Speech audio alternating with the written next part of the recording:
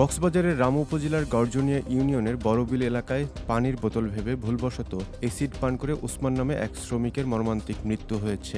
শুক্রবার দিবাগত রাত 2:45টার দিকে কক্সবাজার জেলা সদর হাসপাতালে চিকিৎসাধীন অবস্থায় তিনি মারা যান।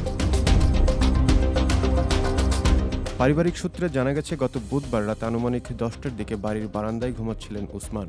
তৃষ্ণা অনুভব করায় তিনি পাশে থাকা একটি বোতল থেকে পানি পান করেন। কিছুক্ষণের মধ্যেই তার শারীরিক অবস্থার তীব্র অবনতি হলে পরিবারের সদস্যরা বোতলটিকে পরীক্ষা করে দেখতে পান যে তাতে মারাত্মক ক্ষতিকর অ্যাসিড ছিল। পরিবারের লোকজন তাকে দ্রুত উদ্ধার করে কক্সবাজার জেলা সদর হাসপাতালে নিয়ে যান। সেখানে দীর্ঘ সময় মৃত্যুর সঙ্গে লড়াই করার পর গভীর রাতে তার মৃত্যু হয়। ঘটনার তদন্তকারী কর্মকর্তা ও গর্জনিয়া পুলিশ ফাঁড়ির উপপরিদর্শক এসআই জুয়েল চৌধুরী জানান, প্রাথমিক তদন্তে জানা গেছে এটি একটি দুর্ঘটনা। ভুক্তভোগী ব্যক্তি ভুলবশত পানির বোতল মনে করে সালফিউরিক অ্যাসিড পান করে ফেলেছিলেন। তবে ঘটনাটি নিছক দুর্ঘটনা নাকি এর পেছনে অন্য কোনো কারণ রয়েছে তা নিশ্চিত হতে স্থানীয় এলাকাবাসী সুষ্ঠু ও নিরপেক্ষ তদন্তের দাবি জানিয়েছেন।